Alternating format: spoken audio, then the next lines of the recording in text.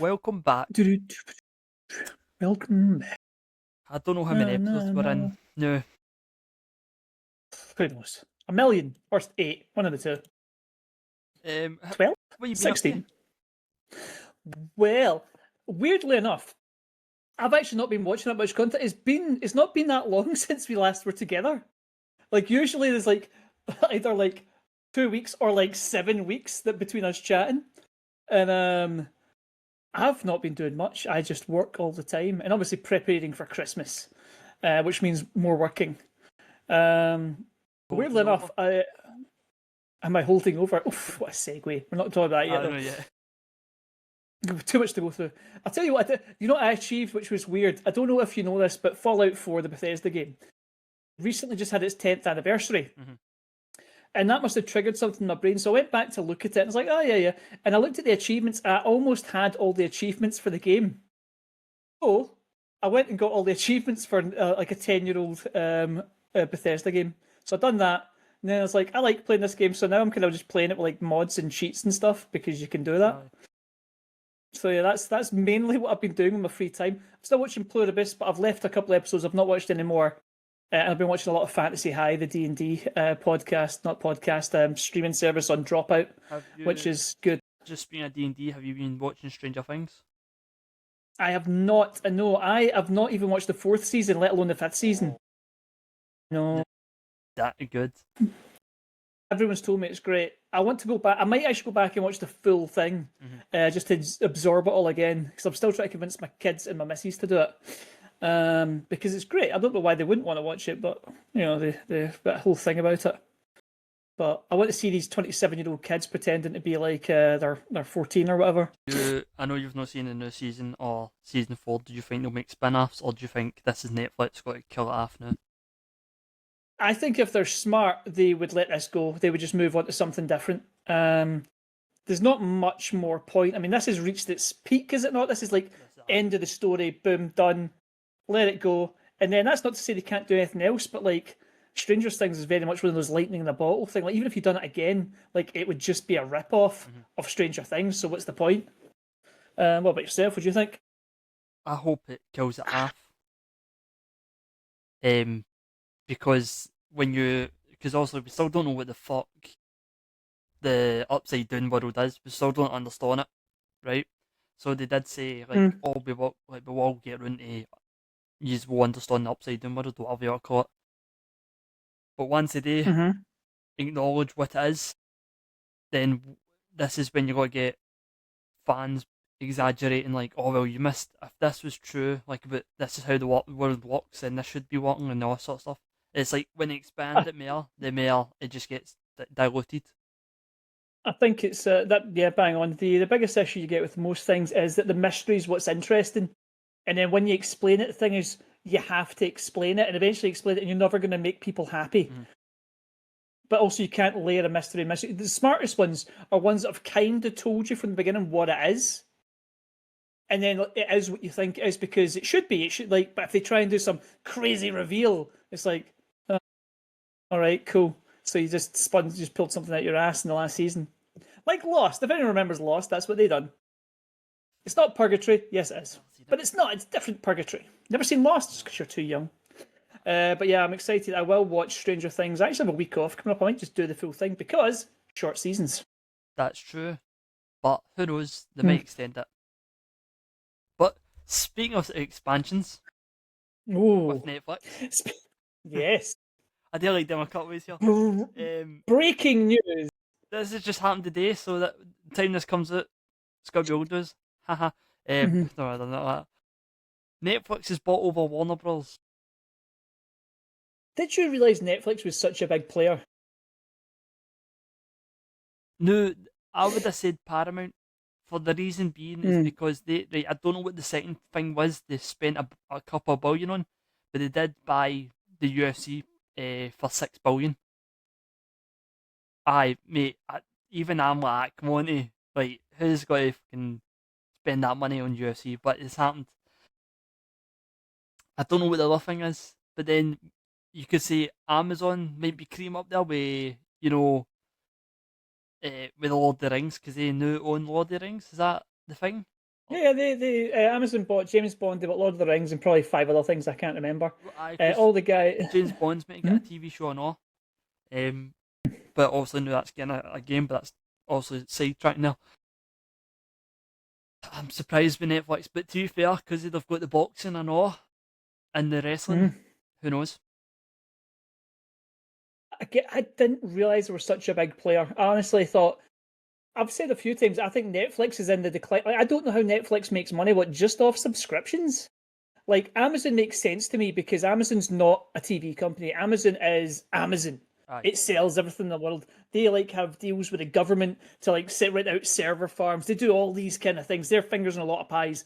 Apple TV, I think they just kind of do as a joke.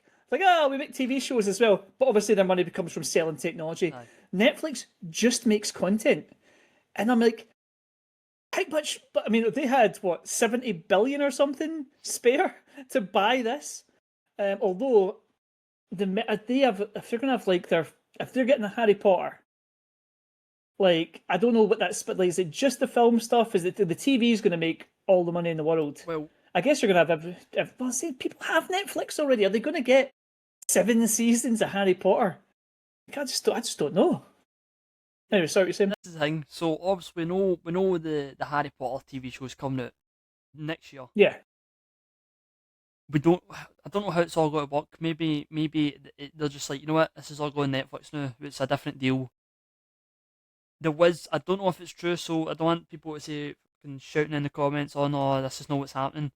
But there was. I want you to shout us in the comments, get right in our face in the comments. Aye, unless you're a coward. There was a person that done that with fucking 20 odd paragraphs, but we're not getting to that. Yeah. Appreciate the comment, mate. Hello if you're back. Comment.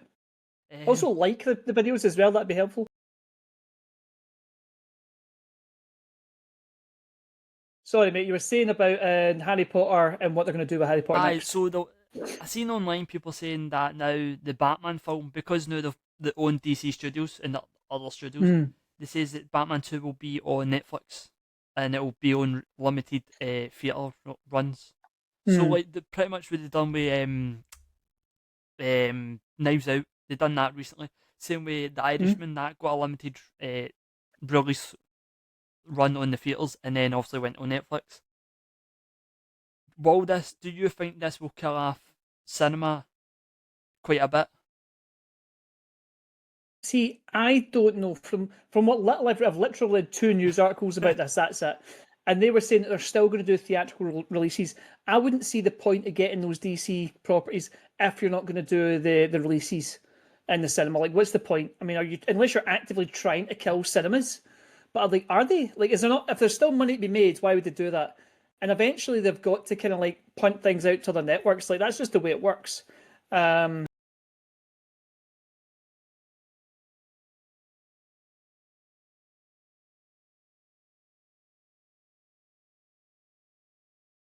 I mean, it's an incredible. Honestly, my mind was blown. I read it and then went back and read it. I'm like, am I reading this right? Netflix. And I was saying to you before, I didn't realize Netflix was such a big player and had this kind of money to throw around. I guess Netflix is here to stay. But I'm sure Warner Brothers has changed hands a few times in the last couple of years, so this could just be another thing that happens and then it moves somewhere else. Maybe. But yeah. This is also another thing I forgot to even say. So the Directors Guild of America, led by President Christopher Nolan himself, plans to meet with Netflix to address major concerns. The streamer's acquisition of Warner Bros. So he's basically like, know what's the deal with, also the cinema stuff. He was particularly outspoken about things not going to cinema, if you remember. I think he was at Tenet, he was refusing to release it on streaming. He's like, no, it goes to cinema or it doesn't come out.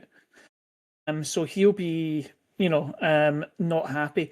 I can't imagine Netflix are going to miss a trick, but if they're working on a 10 or 15-year time scale, they might be like, yeah, we can wait. We can wait till Christopher Nolan's retired or dead. That doesn't bother us. Do you think they already have a plan already? Say that again? Do you think they have a plan already? Yeah, I mean, they must have a plan, man. Well, if they're doing the thing I hope they're not doing. Now, if you remember, Netflix owns Zack Snyder at the moment. I think they have him like in a cage round the back because they let him make that fucking the space, the Star Wars movie. It wasn't a Star Wars movie.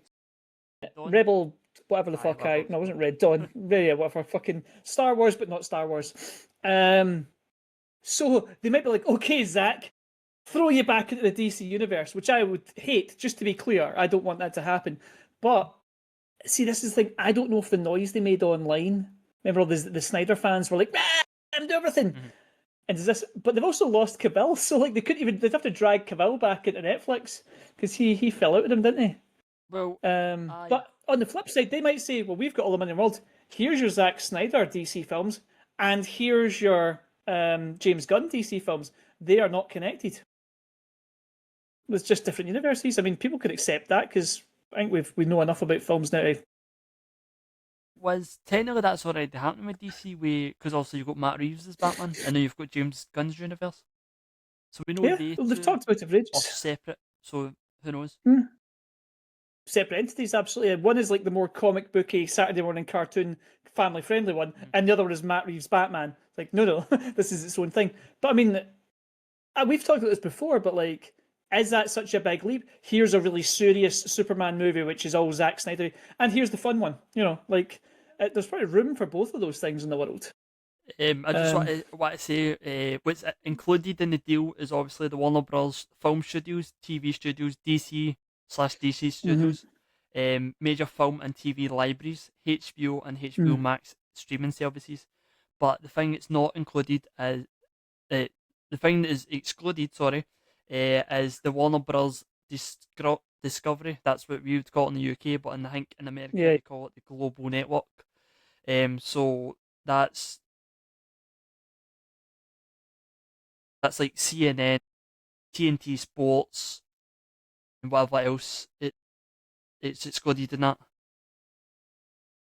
Yeah, I mean, like again, like they don't want that. They want the content. They want like you said, the meat and potatoes of the content is their archive and the stuff they've got. Your Harry Potters and your DCs is your money makers, I would assume, and your Harry Potter TV show is probably going to be massive. It's not something I care about, but there's plenty of people that grew up in Potter and are probably ravenous for this new thing to come out. So that, to be fair, is a great replacement for Stranger Things. Really? Yeah, because people want it. Like, it's a massive franchise. Well, it's a pre-made franchise with fans sitting there desperate for it. True, but then I guess that's for now getting to the new generation for new Harry Potter fans, let's say. Well, they've made it inclusive, haven't they? Because they've changed the gender and race of lots of characters. Which I think we've already did. Have we done that in the old channel? I think. Yeah, we discussed that before. Like, do what you want. It's who cares? I'm not precious about Harry Potter. If you want to change someone's like, go for it. See what happens. It doesn't bother me none. I think that's all we can say about Warner Bros. And Netflix till we see what is actually happening. Right now, yeah. We'll have to see in the coming days and weeks. We'll learn lots and lots about it. But I want to see the stuff that happens with DC. That's my big, not concern. That's the big thing I'm interested in. And the Harry Potter stuff, I reckon they're just going to do it, and then they'll see what happens with it. But it's definitely a way to keep people with Netflix if you've got these Harry Potter things coming out. The thing that I'm more looking forward to, oh god, just hit my desk, is the library of Warner Bros. Like, let's see what comes out on Netflix, because that's a different ballgame. Yeah, and so off the top of my head, I can't even. But yeah, there'll be like an unbelievable amount of things.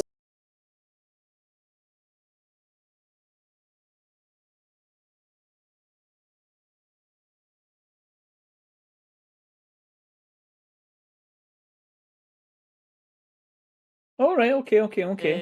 Quentin Tarantino. We're not here to talk about the Fortnite collab, by the way. I'm just trying to add that in there. just throwing there that he is a money hungry bitch at times. If he wants the money, he'll take it. Pretty much.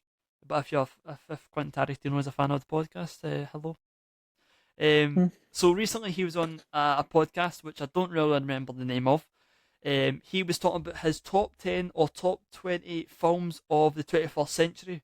Tarantino said There Will Be Blood, that obviously is the film, would have stand a good chance of being number 1 or number 2 on his list, but it didn't have but it did. Oh my god, I can't read this. So sorry about this. If it didn't have a big, giant flaw in it, And do you know what the flaw was? I know what the flaw was. Paul Dano. Dano. Yeah. That is his words. They're literally his words in this.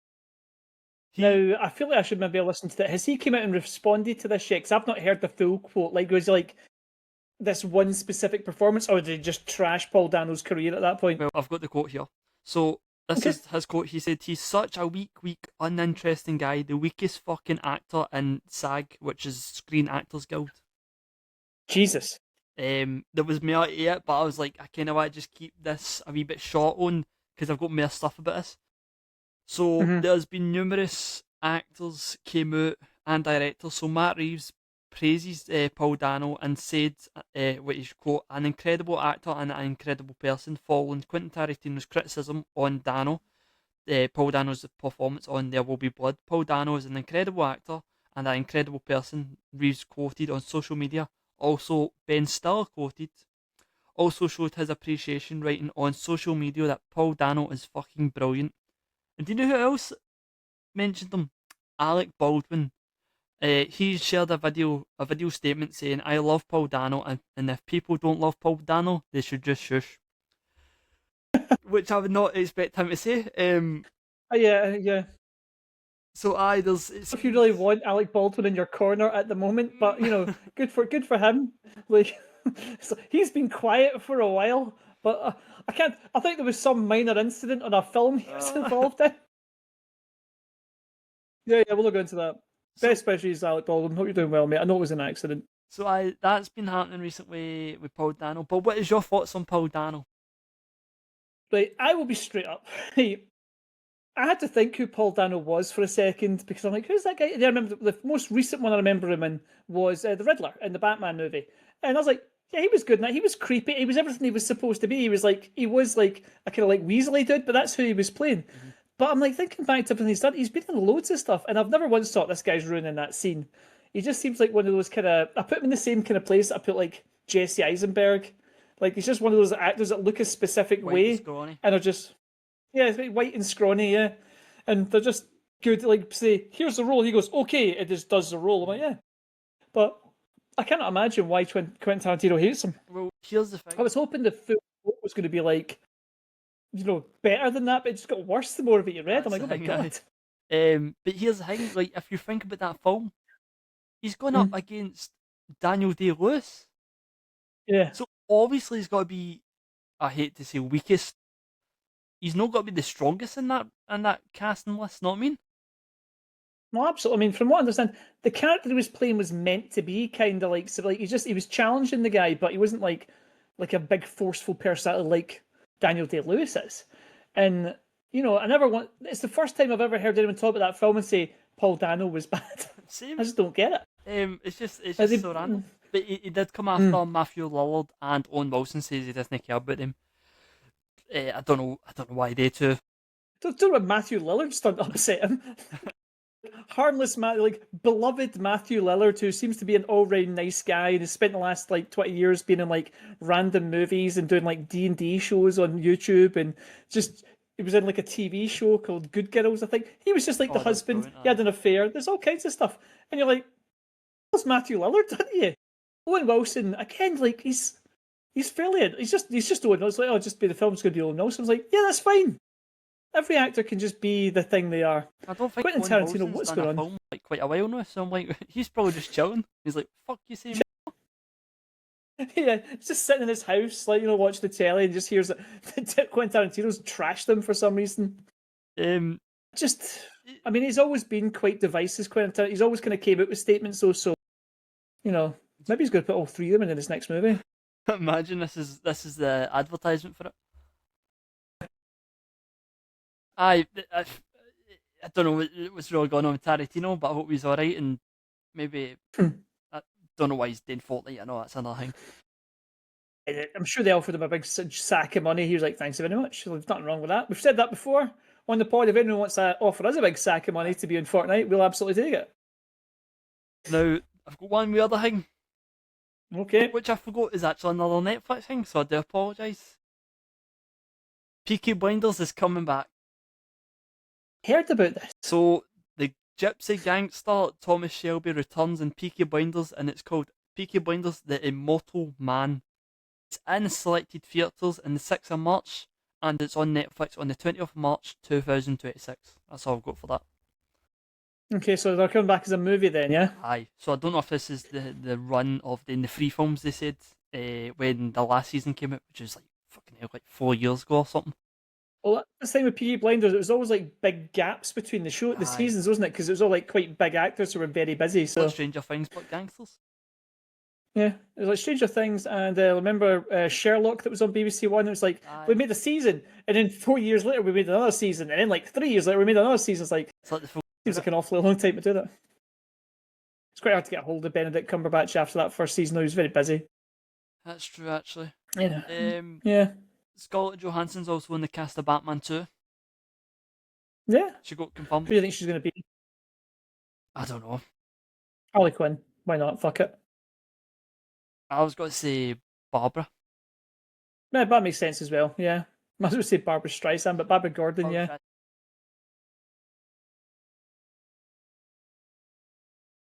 Yeah. I mean, who knows who she's going to be? It could be Vicky Vale. She could be anyone. She's she's Scarlett Johansson. She can play a tree if she wants. That's all the news I've got. I think the Netflix thing just rocked us so much. So like, I don't know what to do after that because like that's like explosive. I don't know if it was even a thing until someone told me about it. I was like, what do you mean? Like Warner Bros. Has just been bought out by Netflix? Yeah. It's like saying like Poundland bought like Tesco's or something. It's like really? What's going on? Like, I don't know if you've got anything else to say before we crack on. No, that was the 3 surprising bits of news. There's going to be lots and lots of changes. I guess next time we do one of these, we'll maybe talk a bit more about what's happened. Aye. But again, this just happened today. We both obviously reacted the same way. Like, what the fuck? When did this happen? 24 years. It's just been like maybe 3 years or something. It's happened. Well, I found out today when I logged into my work's email, and then like I got bored and went on the news, and it was like the first news story that came on. I'm like, interesting. What's that? So apparently this has been in the cards for a while, but I don't really follow those kind of things because why would I? Because I've never really seen anything about this. This is the first time I've ever heard about it. Yeah. Which is surprising. But this was technically maybe a Christmas themed. Yes. Which I just realised we didn't say Sally's not joining us today, and it's been about 20 minutes. In case anyone's not knows, Sally's not here. Sally did not have time to watch the movie. So she's not here. She'll be back next time. I'm sure she'll watch the next film we put on. We'll make her watch something she doesn't want to watch. I was going to say, technically, this would have been a Sally pick, because this was kind of depressing, but surprisingly, I picked this. So, the Holdovers... Well, first question, before we go into it at all. When did you watch the movie? Start of the week. I enjoyed it. I sat on my chair and I was like, I really like this. I watched it on... What was the day we spoke last in the group chat? Today. Was it... no, like about the movies. Like was it Tuesday or Wednesday? It was Tuesday. Oh, I think it was Wednesday. Was it? Okay, it was Tuesday. In that case, I watched it Wednesday. I got up at 9 a.m. and immediately I thought I need to watch this film, and I sat and watched it. Because I thought I need to watch this film because I can't be the one that's not watched. Because obviously I turn up even if I've not watched the film and just pretend I've watched the film and just like read the wiki and like just do them to like hope for the best. But no, I did actually sit through it. Did you enjoy it? Well, let me say it a different way, right? It said it was a comedy. Yeah. Now, see if someone says Christmas comedy to me, my brain goes to a specific place. Aye. Christmas with the Cranks, the Jingle All the Way, all like the Santa Claus, all that kind of stuff. That's where my brain went to. And then I watched this movie. This movie is not that. This movie you have to pay attention to. You can't be like just looking around. You have to watch because it's all about dialogue and things they say. Mm-hmm. But what I'll say is, like even classing it as a Christmas movie, I feels unfair. I mean, because it's just like a drama that's set at Christmas. It does have funny moments, though. It does, yeah. There's a couple of bits that really made me.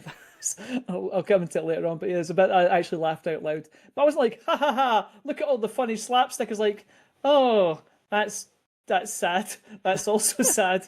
Oh, that's kind of sad as well. But yeah, I did enjoy it. I'll tell you what though, I liked it. I did not realize how critically acclaimed this movie was until I googled it after I watched it. I try not to do that before I see the films Right, if so I've not seen them. let me go through the stuff first, right? So Yeah, the yeah. Holdovers is about a prep school in New England, America, Mm-hmm. which is about a teacher who has to watch these couple of students because also the posh man that don't want to look after them during the Christmas holidays.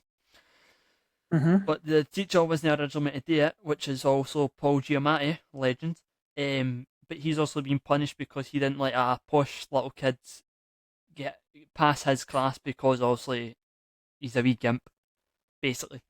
But long story short, a couple of the students they go home because some rich dad basically goes in the chopper and gets them and then leaves one way in Oh, because on you go. okay. Now, I was going to say that bit. Now, see, when I was watching the film, I thought it was going to be about the relationship that developed between the kids that were there. Because they kind of set it up. Yeah. Because see, the little Asian kid, he wets the bed. He's like, "I'll help you hide the sheets and change." I was like, "Oh, that's nice." I guess this is going to be about him learning to be a bit more accepting of other people. No, no, No, it's that just goes same, away. mate, same. Like, and that literally threw me. But keep going, yeah. I'll come back to you. Keep describing the movie. He's ruined it. Aye, so this is obviously a bond between one of the students that can't go home because also the man that is no answering the Mm-hmm. phone basically, and basically they go on a crazy adventure with the lunch lady and Paul Giamatti, who is a history teacher. He's a classics teacher. Does like English literature and that kind of stuff. Aye, him Um, during the Christmas time. That's all I could give you for a description. Do you know what the budget was? I have it up in front of me, but like, see, even without looking at this was a cheap movie Aye. because it has very few locations. It doesn't have many like There's it's not like reasons. big set pieces. There's reasons for that, by Oh, the way. well, is it based on like a play or something? I No, know it's based on an old movie. it was it was shot to look like a 1970s film, right? Yeah, yeah, that made So sense. Alexander Payne, who's the director, deliberately aimed for a 1970s character drama vibe. So like the grain, the warm tones, the handheld shots, the old school zoom in. So obviously it's not automatic. It was filmed on a 35mm with vintage Panavision lenses to recreate the era's look. Even the Mm-hmm. opening logos and credits were designed to look like an old print. Um, what else was I got to say? So he didn't use like stage lighting or that. So see every light you see, like the lamps and all that, that's all natural. Mm-hmm. Oh my god, that just fell! I can't believe that fell there. They didn't use so the school they used, they didn't touch it at all. They didn't redesign it. They just kept it the way it was in the actual school. So Mm-hmm. that's why it probably was more cheaper. Makes sense. Yeah. But I could Uh, think the only thing I think would be expensive is them go to Boston. yeah, yeah. That's like there was some outdoor shoots as well. But again, there was 13 million was the budget, which again is super cheap, especially for a movie in 2023. Mm-hmm. But I mean, like Paul Giamatti's not like he's famous and all that, but I don't think he's like one of these actors that demands like 5 million. Mm-hmm. Although probably a lot of the budget went to him. But again, there wasn't actually many actors in it either. There wasn't like a great deal of cast. Um, but yeah, I've it got was stuff on the cast anyway. good then. So Paul Giamatti's role was actually written for him. Hmm. Payne admits the character Paul Hunman crafted specifically for Giamatti, drawing on the Hmm. earlier collaborations from the movie Sideways, Sideways, yeah. which is also another film. Giamatti brought his personal prep school memories into his performance. Giamatti channeled memories from his own teachers, particularly a lone biology teacher who showed him kindness. What? I need my phone now. That makes sense. I mean, Paul Giamatti is one of those guys. Just so you know, the movie's a remake of a 1935 French film called Lucy, not a theatrical movie. Theater. A play is what I was trying to say. But I said theater movie. Play is what I was trying to say. Yeah, yeah. It's basically a similar idea. So yeah. I was taken, but again, it was like it just wasn't what I was expecting. When you sent it to me, I was expecting something much zanier. Like it was one of those I kept watching. I'm like, this is just sad. Can I be honest? This was on my list to watch, just in general, but I completely forgot it was a thing, and I seen a clip on TikTok, and I was like, "We'll watch that as a Christmas film." I went deep diving, not knowing anything, and I'm kind of glad. I'm glad that you picked this one because I would have lost interest in pretty much 90% of the Christmas movies because most of them are dross, Mm-hmm. And this one was actually like really engaging. Did you think that they were trying to like build a relationship between Paul Giamatti and the cook Yes. at one point? Uh, That was Divine Joy Randolph, and she was. I've got this all here just because I knew I'd forget it. Mary Lamb. Well, at first, because like they had him like go and sit with her in like her room that she had. I guess she had like a flat on the campus, and he was sitting watching TV. And I was like, no, are they that building was like developing a relationship? that was just one of the children room in the dorms. Is that all it was? Right. So I thought, oh, are they like building a relationship between these two? And then they weren't because then I think the guy that's trying to be her boyfriend turns up a couple of times. Mm-hmm. The janitor, yeah. I'm like, oh, I guess I've misread this situation. But then when I went back and read it, like read about it some more, they talk about the assistant to the headmaster, Lydia Crane, the woman that was being nice to Paul Giamatti, and I thought, oh, there must be trying to build this. And then her boyfriend turns up. I'm like, right. And it's not that the film needed it, but I felt like they dangled it twice. And then they were like, no, that's not a thing. Because obviously Paul Giamatti at one point says that he's like, he says he's ugly and he's not like a face that's built for love. But there seemed to be at least two women that could put up with you and seem to kind of like you. But then that just got whipped away for you like really quick. Which I thought, again, it wasn't like a game changer. It just seemed weird to do it. Do you think that was a perception for the film, for like the audience? So like you think, oh, like maybe there'll be a love interest, and it's also like the same way Giamatti was with Lisa. Is it Lisa the lassie was? Lydia, I think, was the lady. Yeah, Lydia. So I think that will try to give you that point of view on the way he would have felt. I think so. I think that's what they were kind of dangling. Like, I think maybe I misinterpreted the friendship with the cafeteria. Was it Mary Lamb? Said Mary. I made a lamb. So I think maybe I just misinterpreted that because he never made any advances to her at all, but he did sit and speak to her. I think maybe that was just some friendship because she was basically the only one that liked him. And then I think the mislead with the other one was deliberate, and I think she was just being kind to him. But I think he was also kind of responding and thinking he was getting somewhere. And then, of course, the boyfriend turns up, and then you can kind of see his attitude changes because that's when he leaves. And obviously, that's when they go to the kitchen, and Mary's all upset because she's playing the songs that her son loved because he dies in Vietnam. That's also, again, another devastatingly sad scene when you're like, oh, okay. So our son died and she's sad, and also she went to a party and like made a scene because she's like traumatized by that. Yeah, that was a thing. Forgetting one of the co-hosts, by the way. Co-star, sorry. Is Dominic Sessa, who played Dominic Sessa, yeah. Angus Tully. So he never had any acting credits at all. So he just came straight out of a high school drama program. He's like, you know what, you're in this film. And he's also in one of your favourite films that are coming up soon, Now You See Me Free. Just seen that as I looked at it, it's like, you motherfucker. Because he was excellent in it. He was brilliant. Critics immediately pointed him out as one of the most natural young actors in years. Which I can see. Like, he was fucking pretty good. And interestingly enough, he's also doing a movie which is coming out this year, which is a Christmas movie called Oh What Fun, and it's a Christmas comedy. And this one does not look as serious as The Holdovers.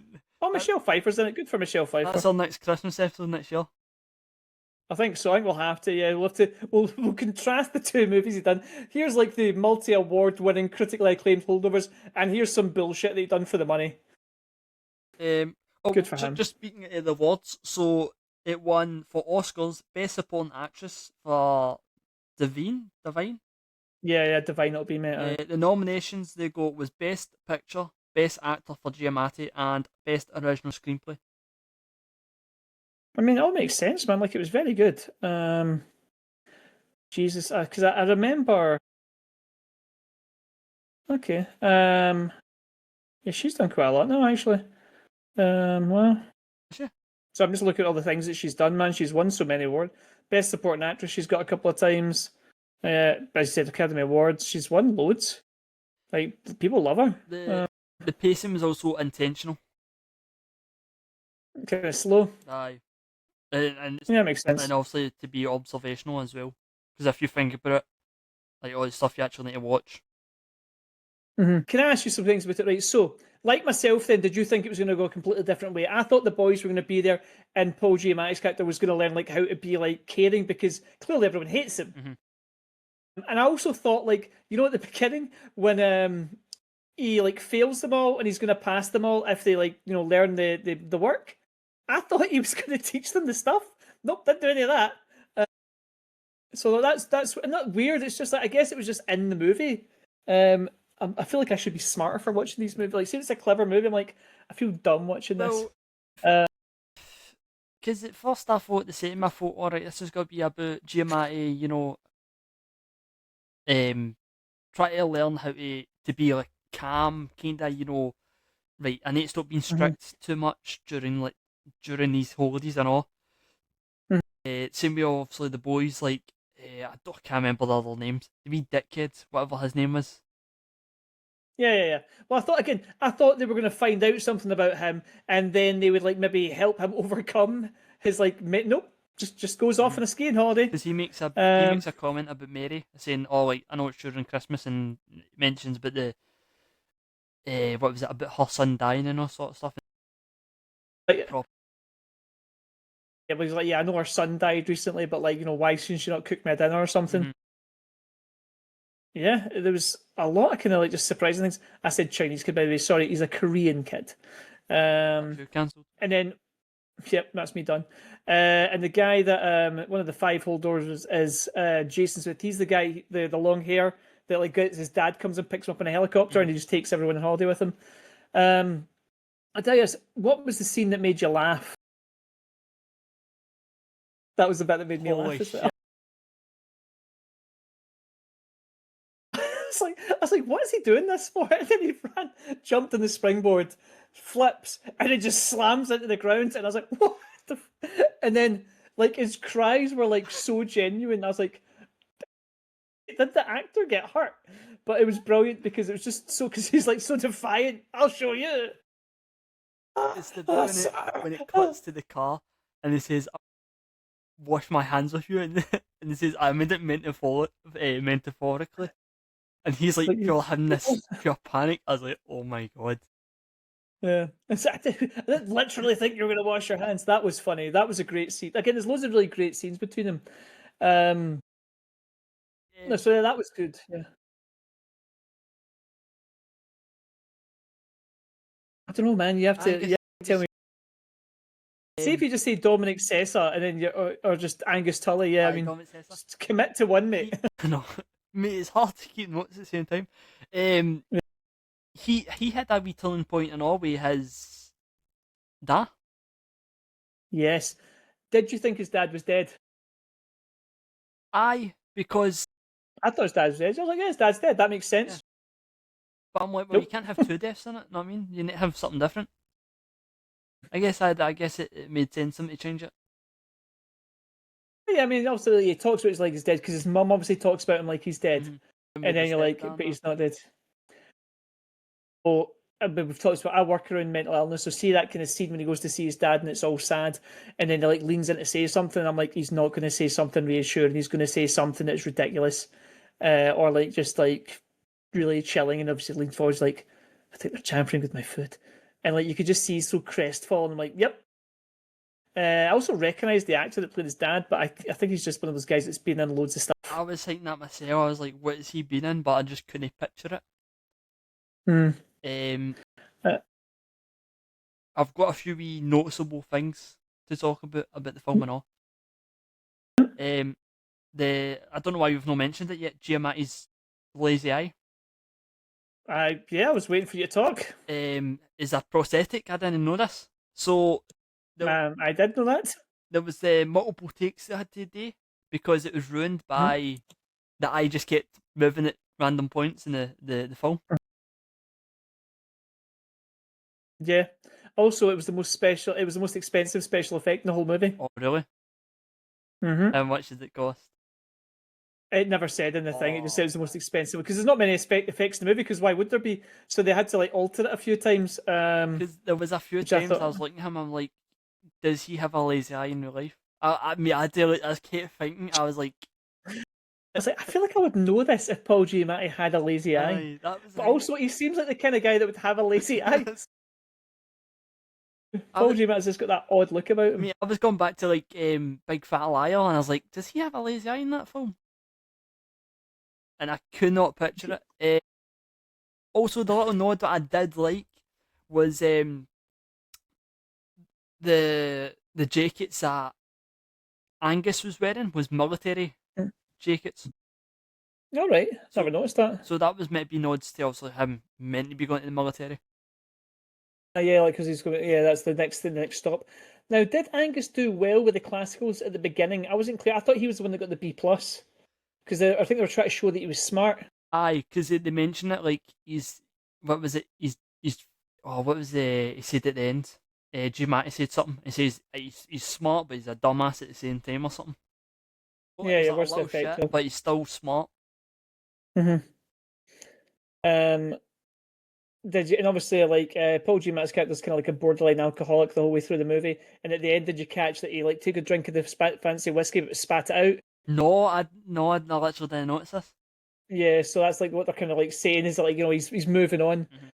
I thought it was quite devastating when you found out that he's not a teacher. He's like a teacher's adjunct. I think it's the word they use is adjunct or something. So like he's not even a proper teacher. I did like the story about how he ran over the guy when he was at Harvard. I thought that was great. So yeah, I'm not even a proper teacher. I was just like somebody, the guy that he worked with who thought he was a genius back when he was at Barton, then like took pity on him and like put him in as a teacher's like assistant basically, and then let him like teach there for his entire adult life. But and I was like, oh, that's sad. The Boston prostitute. Yeah, I wasn't really clear on what that scene was like meant to convey. Like, I mean, you know, she's like, "Do you want a date?" And he's like, "No." But what else is he going to say? He's with like the school kids. Aye. Like, he's not even like, "Yeah, that sounds great." Because even the guy's like, "Well, you can do it if you want." It's like he would never do that. That's madness. He's also said that he's not too fussed about like sex and all that. Aye. So, but I thought it was yeah, like because obviously she was saying like, "Oh, have a bit of candy," and I thought, "Is he going to think it's like actual candy?" He's like, "Oh yeah, that's what I thought." Yeah. But I guess it wasn't. And I would. No, I feel like that's one of those things I probably should have understood and just didn't. But again, like, what else was he supposed to do? Like, he was never gonna be like, "Yes, I'm gonna go and have sex with this prostitute," while he waits in the cold. That seemed That'd weird. been so random. Although his whole thing is, "No, you're with me now. Like, you're stuck with me." And it's like, you know, who gives it a standard? I've got a few questions by the way. Who gives it a standing performance in this?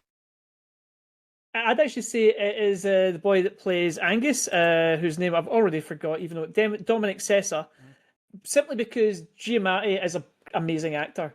Like, if Giamatti was bad, I'd be more likely to say he was bad, but I expect him to be excellent because he's Paul Giamatti. Whereas Sessa, I think, was just, you know, amazing the whole way through. And obviously, the lady who played Mary Lamb, whose name I've already forgot because I'm terrible with names, Divine. She was brilliant as well. I thought she was like utterly convincing as a woman that lost her son. I've got to go with Giamatti. Yeah. Ooh, really? Because if you expect that from him, because obviously his characters, obviously I don't know people like that in real life. Like he's basically stuck in that campus, strict as teacher, right? He's also gone on this wee journey to try to find out who he actually is, and then obviously he kind of has this bonding moment with why did I say Dan's son? Daniel, yes. Angus, yeah. Dominic Sesson backs him up with his ma, and then also gets fired. He takes a fall for him, yeah, and that's all things. I think that's part of it, like that he was stuck there, like you said, and this is him maybe going to get the push to go and do the things he should, because he was obviously brilliant as well. But it also doesn't let you know what happened. Like, who knows what's going to happen to that guy? He's worked there. He's not a proper teacher, so he might just end up like Or like quality of that. working at doing nothing. Yeah. So Do you think? again, like, not that kind of movie. So Do you think he's a good teacher or just a stubborn academic stick? the impression I got is he wasn't that good a teacher. Like, he expected too much from like teenagers. Like, maybe if he'd taught better. Because like, if you looked, a lot of people were failing his class. Like, he just expected them to like love the classics as much as he did, which I think is a bit much for kids. Aye, because it's like, Oh, oh.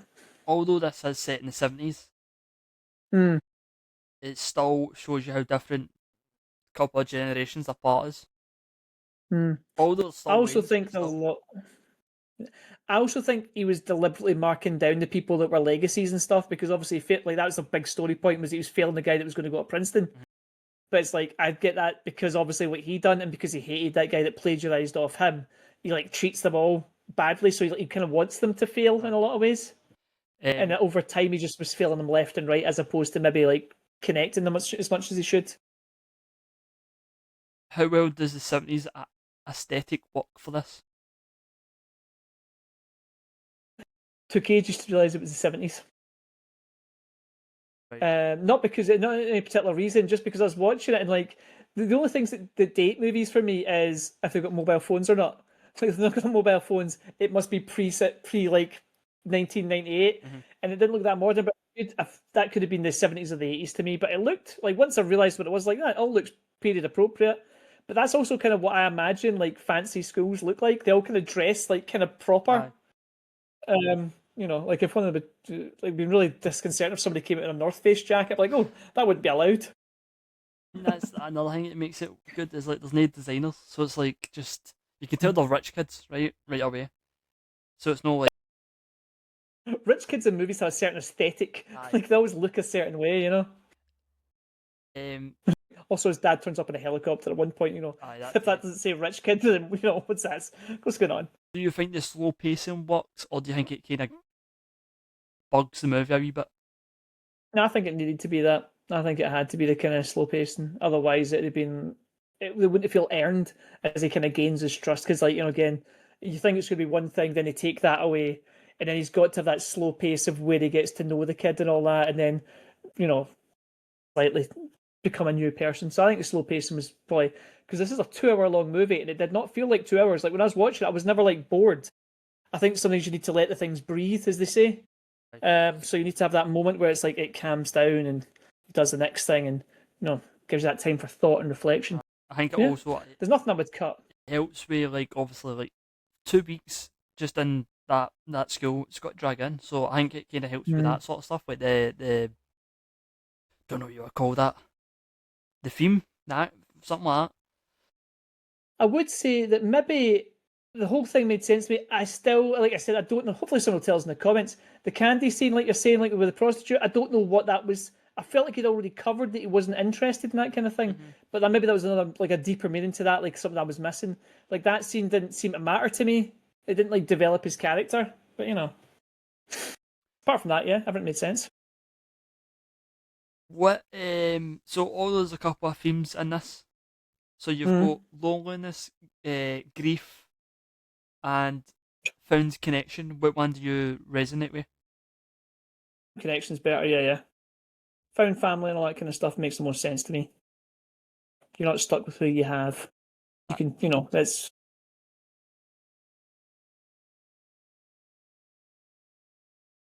Like, I agree with your statement, Lee. Yeah, you do. Because Because you can forge new connections with people. You can go into the world and, like, just because the people that you were born to. By the way, I love my family and all that, but like, I can make, you can go in and meet people and they can become your family. That's what that's all about. true, actually, yeah. Because like Hmm. that's what the whole Christmas kind of is, isn't it? Well, that's the most Christmassy message because the rest of it's not Christmassy That's at the all. only Christmas message. Yeah, um, found family can be as meaningful.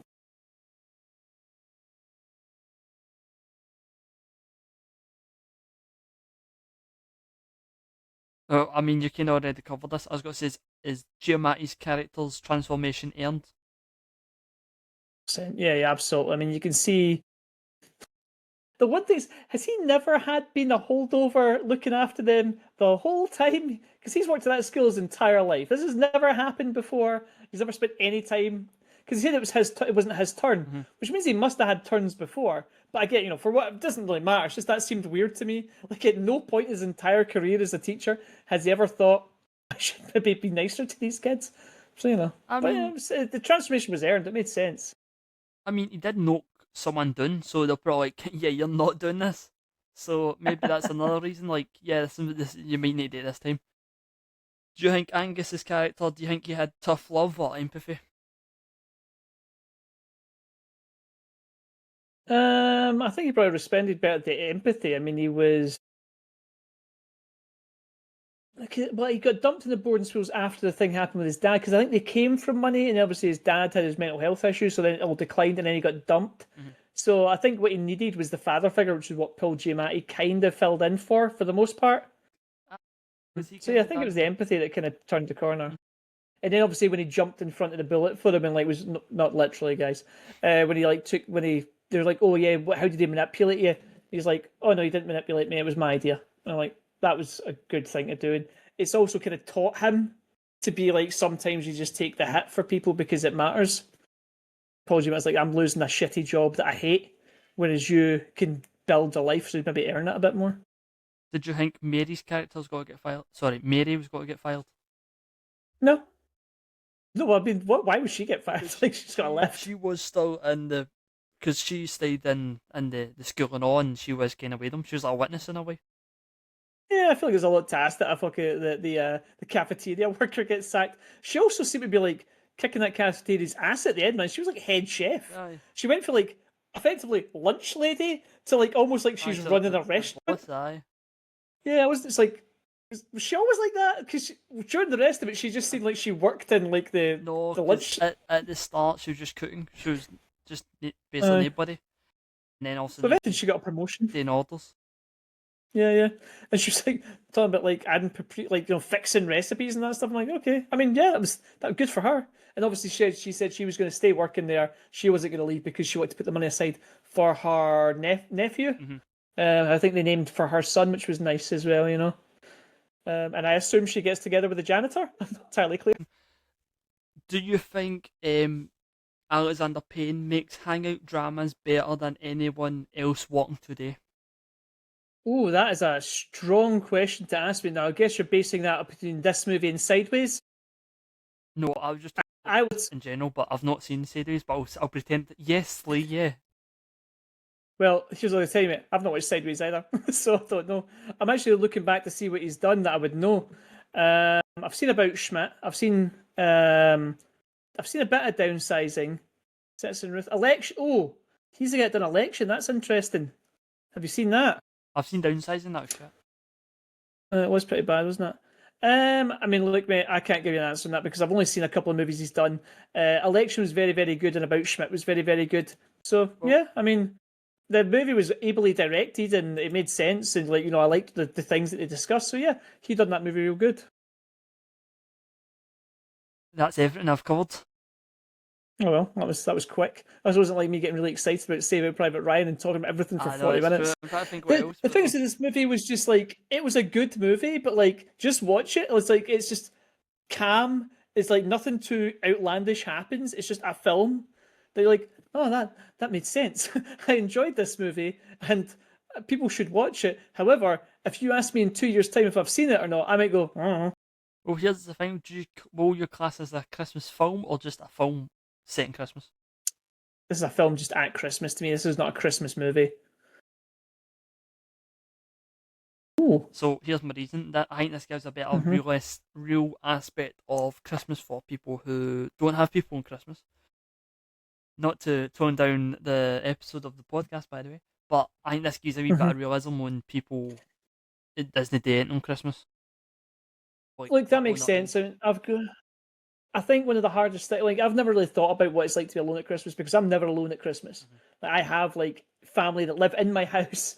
I cannot get shot of, but it must be really difficult for people that don't have that. Like I can't imagine what it'd be like if I just to sit by myself because I'm like, oh, Christmas. Like if you look at my living room right now, see that white light above my head? That is a Christmas tree. Is it? Yeah, that's like it was just this really boring Christmas tree. There'll be a better one there, hopefully. But like, we just put out this tree and we put some lights in the window, and that's it. But like, if I was sitting in a house by myself, would I even bother? Probably not. Because it was point, Yeah, I because mean. like, who's it for? Yeah, like I'd maybe put some lights in the window just to pretend Aye. like everyone's walking by, but that'd be about it. I have company. Hey, you've got company, mate. I'm just saying. I mean, No, I'm no, sure that's you what I'm do. saying. Like, if you had the lights on, you could just Oh, pretend you've got company. yeah, yeah. People looking like, oh, that guy must have a wonderful Christmas because he's got a light in his window. So Um, yeah, it must be an interesting concept for people. But yeah, it's not something I've had to deal with, but it must be hard. so, Anyway, so yeah. although this is probably one of Giamatti's strong acting roles, do you think he'll do more films? Oh, GMI. I don't think you could stop that guy, man. I think he'll act until he drops. Because I don't think he's really been Let's in a lot for years, isn't he? No? The only thing I could think of you is know, Amazing Spider-Man 2 is Rhino. right. Paul Giamatti is only 58. Yeah. That's crazy. Like I if could you name ask me, of 4 films he's been in. course you can No, as I say, I can only name 4. name them. Big Fat Liar, Saving Private Ryan, uh, Amazing Spider-Man 2, The Mhm. Holdovers. Okay, cool. I mean, he is like he's in so much, man. He does everything. I'm just looking here. So you've seen American Splendor, surely? No. Well, that's a great film. You should watch that. He was in Planet of the Apes. He's a big fat liar. Big Oh, Mama's House. I forgot about Uh, that. yeah, he's in so much stuff, man. Like he was in Shoot 'Em Up, if you remember that. Fred Claus. I think he was playing Santa in that one. Fred The Nanny Claus? Diaries. Yeah, Fred Claus, the one with what's his puss, the big tall boy. It's in Wedding Crashers. So I don't know why they're just clicking at that. Oh, he does play Santa Claus. Aye, so he does. He's Vince Vaughn was the name I was Aye. looking for. Um, yeah, I mean he's done TV shows. He was in a lead role in Billions, that TV show, if you remember that. Um, God, he was in like 3 TV. He was in BoJack Horseman, Rick and Morty, and Big Mouth. Okay, I stand corrected. He is in so like. Wait, obviously, if you look at the Paul Giamatti performances, like it is endless. Like he was actually, I don't even remember him being in the Truman Show, but apparently he was. Aye, Um, he's in the production. He's the guy's like, oh, would you want to play? I mean, I'm actually looking at his filmography right now, and Jesus Christ, man, I forgot he's he is in. in so much. That's crazy. So yeah, I mean, he's like prolific. He's just one of those guys that works all the time. But Oh wow, he's also going to be in the new Star Trek Academy. That's cool. He was in a Black Mirror. For that, I didn't know that. I've not watched that for. He's Story Lord in Rick and Morty. There you go. I know who Story Lord is. So yeah, Paul Giamatti will never stop, man, until he's too old to continue. He also looks like a guy that might die, like just general ill health, quite early. So Jesus. yeah. Well, taking a ton of this. Sorry, Paul Giamatti. You're a great actor and all that, but like look after yourself, mate. Yeah, I think. Look, I would say one thing. I think this was quite a hard movie to talk about because there's like, yeah, that's good. Like what else can I say? That was good. I like that scene. I like that scene. I like those actors. Yeah, it was all good. Whereas like, Saving Private Ryan was like, holy shit, so many things happened. Aye. You can tell by the difference between different kind of films and how to talk about them, I think. I know. Well, it's one of these things. Like maybe we should like do a couple of like see things with bad movies. I feel we just like sit and absolutely trash them. Mm. But is that funny? Is that entertaining? I don't know. Maybe we'll get a comment that'll say what we should cover more of. Like, on. sentence 21 paragraphs. Which, by the way, I read them all, and your points were very helpful. Although I'm pretty sure one of them we kind of covered, but most part, yeah, it looked like you're corrected as pretty much really well. So it was better written than the episode. Anyway, I'll tell you that. Which I don't know why we need corrected, but there's some stuff we can't be asked writing about. So, but thank you for clarifying on some. Thank you for taking the effort, mate. I appreciated it. Logan didn't. I did. I was like, this guy's like good strength structure. He should come on the podcast. Historian guy or something. Yeah, unless he's mental, in which case he shouldn't. Aye. So, Logan, would you recommend this movie? Who would you recommend it to? Because it's like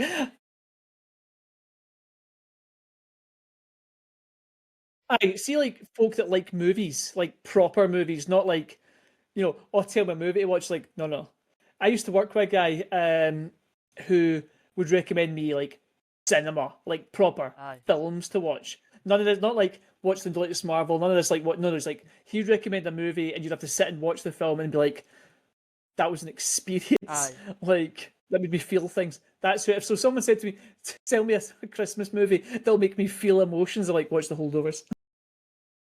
So said to me a fun Christmas movie, I'd like don't watch the Holdovers. It's not fun. No, you should just see their reactions. Like, Just to ruin their life. Like I watched that with the kids. Sorry, mate. It's only worth it for the arm break. Yeah, that was funny. Dislocation, not break. But that was hardcore. But yeah, I enjoyed that. We'll bully Sally to tell us about it next time she comes on. Oh, aye. Get Alex to watch. Sally, talk about the film. Yeah, make her watch it. We'll be obviously taking a break because it's coming up the holidays. Crimbo, we won't be back until January. Which we'll have no idea what we'll be watching. So no, January is typically a month where they dump crappy movies. So maybe we should find a movie that came out in January, or a movie that's some movies about January and how much it sucks. Probably. I'd imagine there is. Yeah, we'll find something.